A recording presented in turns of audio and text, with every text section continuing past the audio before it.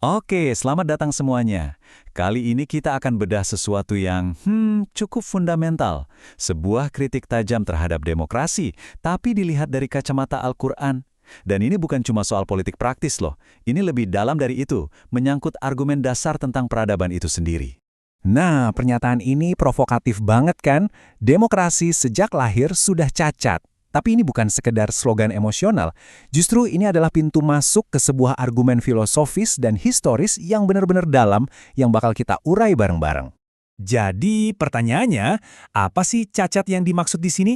Biar jelas, kita akan telusuri argumen ini lapis demi lapis ya. Semuanya murni dari sudut pandang sumber yang sedang kita bahas ini.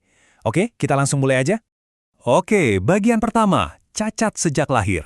Kita mulai dari premis awalnya dulu. Jadi, menurut sumber yang kita bahas ini, demokrasi itu udah bergeser. Bukan lagi sekedar alat politik biasa, tapi udah jadi semacam ideologi suci. Sesuatu yang sakral dan gak boleh diganggu-gugat. Poin utamanya begini, demokrasi modern itu, katanya, diperlakukan layaknya sebuah agama baru. Ada dogma-dogmanya, ada ritual-ritualnya, dan konstitusi dianggap sebagai kitab sucinya. Akibatnya, kalau ada yang mempertanyakan demokrasi, itu dianggap kayak murtad. Nah, ini jadi pertanda kalau demokrasi sudah lebih dari sekedar sistem, tapi jadi sebuah keyakinan.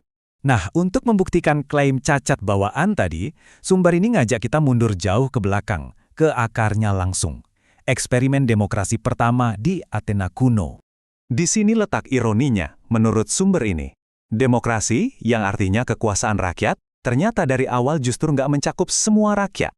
Sistem ini lahir dengan sifat yang sangat eksklusif. Cuma laki-laki merdeka yang punya hak politik. Sementara perempuan, budak, dan pendatang, ya mereka nggak dianggap bagian dari rakyat yang berdaulat itu. Lalu sumber kita ini membenturkan realitas di Athena tadi dengan ayat Al-Quran ini. Argumennya jadi jelas banget. Keadilan yang sejati itu harusnya bersifat ilahi dan universal untuk semua. Bukan keadilan yang definisinya ditentukan oleh kepentingan segelintir kelompok elit saja. Nah, sekarang kita masuk ke jantung perdebatannya. Ini argumen yang paling krusial, benturan fundamental tentang siapa atau apa yang menjadi sumber otoritas tertinggi. Ini inti dari semua kritik yang disajikan. Untuk bisa ngikutin argumennya, kita harus paham dulu konsep tauhid. Simpelnya, ini adalah keyakinan akan keesaan mutlak dan kedaulatan tunggal Tuhan atas segalanya. Tauhid inilah yang menjadi lensa bagi sumber kita untuk menganalisis demokrasi. Disinilah kita lihat dua pandangan dunia yang bertabrakan. Di satu sisi, ada demokrasi yang bilang kedaulatan ada di tangan rakyat, manusia, lewat kesepakatan yang bikin hukumnya sendiri. Tapi di sisi lain, ada pandangan dari sumber kita yang bilang kedaulatan itu mutlak milik Tuhan. Hukum dan nilai itu datangnya dari wahyu. Jadi ini pertentangan mendasar soal siapa yang berhak berkuasa. Kalau kita lihat dari perspektif sumber ini, ayat ini tuh bukan cuma soal teologi, tapi juga sangat politis. Ini adalah penegasan bahwa manusia, pada hakikatnya, nggak bisa jadi sumber hukum tertinggi. Hak untuk membuat keputusan final itu ya hanya milik Allah. Oke, dari fondasi filosofis tadi, sekarang kita geser ke kritik yang lebih praktis. Menurut sumber ini, gimana sih cacat bawaan itu muncul dalam praktik demokrasi modern hari ini? Nah, sumber kita ini menjabarkan sederet masalah praktis. Misalnya, kebenaran ditentukan suara terbanyak, bukan lagi prinsip. Terus, sistemnya rentan dikorupsi kapitalisme. Pemimpin dipilih karena populer, bukan karena bijaksana. Dan yang paling parah, sesuatu yang amoral bisa jadi legal lewat hukum.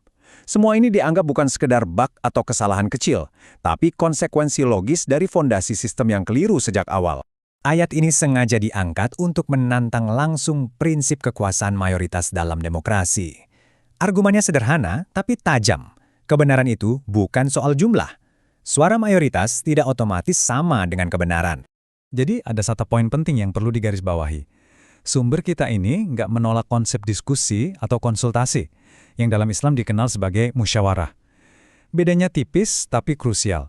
Musyawarah itu berdiskusi di dalam bingkai hukum ilahi, sedangkan demokrasi itu berdiskusi untuk menciptakan hukum itu sendiri, yang berpotensi melanggar batas ilahi.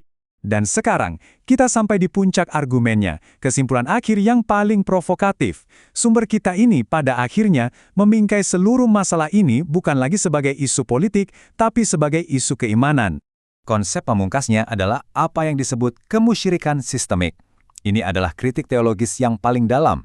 Maksudnya, ketika sebuah sistem buatan manusia, seperti demokrasi, diberi hak untuk menentukan mana yang benar dan salah, mana yang halal dan haram, maka secara esensial, sistem itu telah mengambil posisi dan hak prerogatif Tuhan. Dan kita tutup pembahasan ini dengan sebuah pertanyaan reflektif langsung dari sumbernya. Sebuah ajakan untuk merenungkan kembali salah satu ideologi paling dominan di zaman kita ini. Pertanyaannya, apakah kita sudah benar-benar memikirkannya secara mendalam? Atau jangan-jangan ada kunci yang menghalangi hati kita untuk melihatnya dari sudut pandang yang berbeda?